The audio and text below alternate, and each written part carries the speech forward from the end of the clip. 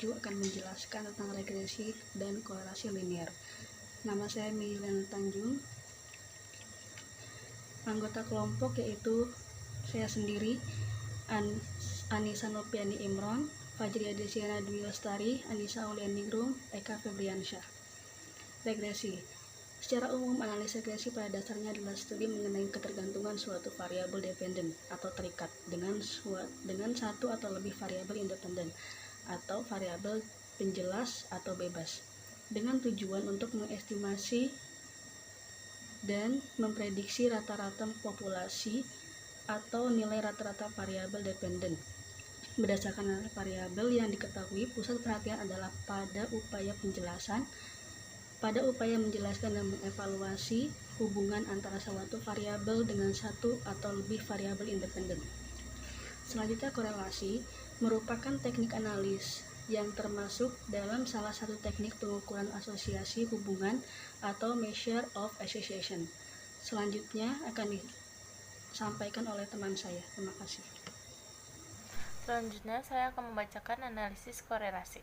Analisis korelasi merupakan suatu analisis untuk mengetahui tingkat keratan hubungan antara dua variabel. Tingkat hubungan tersebut dapat dibagi menjadi 3 kriteria, yaitu mempunyai hubungan positif, mempunyai hubungan negatif, dan tidak mempunyai hubungan.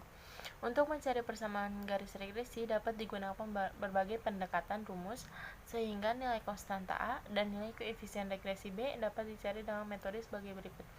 A sama dengan sigma Y dikali sigma X pangkat 2 dikurang sigma X dikali sigma XY per N dikali sigma X pangkat 2 dikurang sigma X pangkat 2, atau A sama dengan sigma Y per N dikurang B sigma X per N B sama dengan N sigma XY dikurang sigma X kali sigma Y per N dikali sigma X pangkat 2 dikurang sigma X pangkat 2.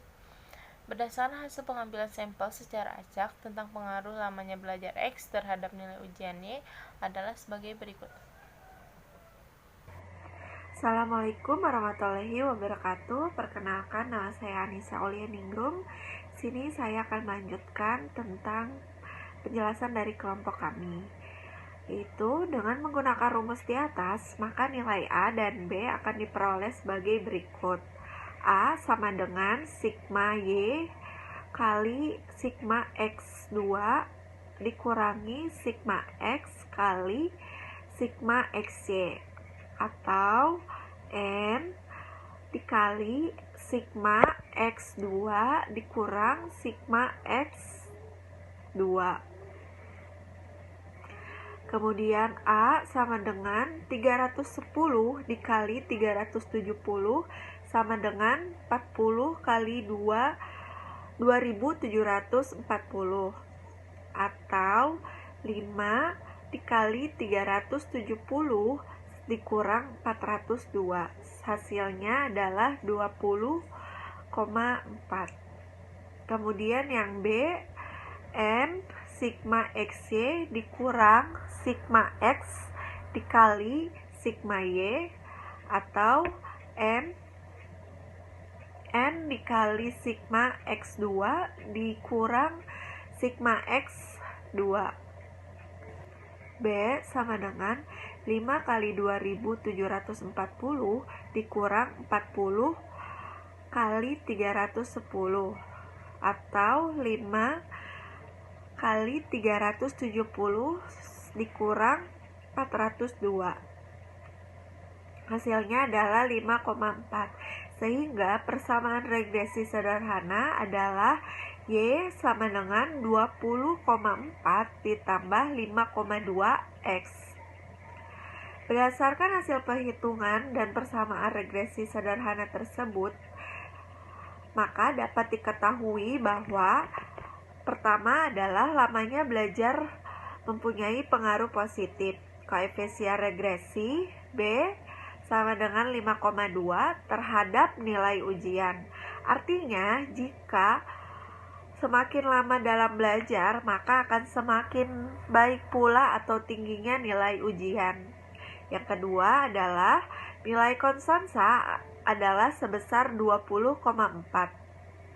Artinya, jika tidak belajar atau lama belajar sama dengan 0, maka nilai ujian adalah sebesar 20,4 dengan asumsi variabel-variabel lain yang dapat mempengaruhi dianggap tetap. Untuk selanjutnya di sini ada summary output.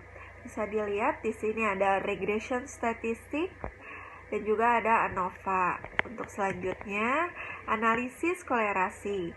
Analisis kolerasi digunakan untuk mengukur tinggi rendahnya derajat hubungan antar variabel yang diteliti. Tinggi rendahnya derajat keeratan tersebut dapat dilihat dari koefisien korelasinya. Untuk mencari nilai koefisien korelasi, dapat digunakan rumus sebagai berikut.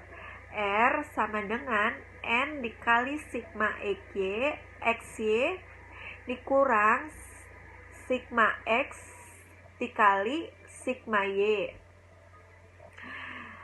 Berikutnya, akar kuadrat M dikali sigma X 2 dikurang sigma X 2 dikali M sigma Y 2 dikurang sigma Y sama dengan 2. Sekian dari saya. Wassalamualaikum warahmatullahi wabarakatuh. Baik, saya Kak Febriansyah. Di sini saya akan menjelaskan contoh sampel yang diambil secara acak dari 5 mahasiswa. Didapat data nilai statistik dan matematika sebagai gambar berikut. Ini contoh rumusnya. Ini gambar cat titelnya. Oke, nilai koefisien dari korelasi sebesar 0,94 atau 94% menggambarkan bahwa antara nilai statistik dan matematika mempunyai hubungan positif yang sangat erat. Yaitu jika mahasiswa mempunyai nilai statistiknya baik, maka nilai matematikanya juga akan baik. Begitu pula sebaliknya. Perkenalkan, nama saya Anissa Nopiani Imran. Di sini saya akan menyebutkan macam-macam regresi dan korelasi. Macam-macam regresi. Yang pertama, regresi linear sederhana. Yang kedua, regresi linear berganda. Yang ketiga, regresi non-linear. Yang keempat, regresi dummy. Yang kelima, regresi logistik. Selanjutnya, macam-macam korelasi. Yang pertama, ada korelasi positif. Yang kedua, korelasi negatif. Yang ketiga, korelasi sederhana. Yang keempat, korelasi multiple. Yang kelima, korelasi sempurna. Yang keenam, korelasi tidak sempurna. Dan yang ketujuh, korelasi yang mustahil. Selanjutnya, tujuan penggunaan regresi dan korelasi. Tujuan penggunaan analisis regresi antara lain membuat estimasi rata-rata nilai variabel tergantung dengan didasari pada nilai variabel bebas, menguji hipotensi karakteristik dependensi untuk meramalkan nilai rata-rata variabel bebas dengan didasarkan pada nilai variabel bebas di luar jangkauan sampel. Adapun tujuan penggunaan korelasi, yaitu untuk mengukur kekuatan strength dan arah hubungan-hubungan antara dua variabel atau lebih. Terima kasih, mungkin ini saja presentasi dari kelompok 7. Mohon maaf apabila banyak kesalahan dalam penulisan maupun perkataan kami.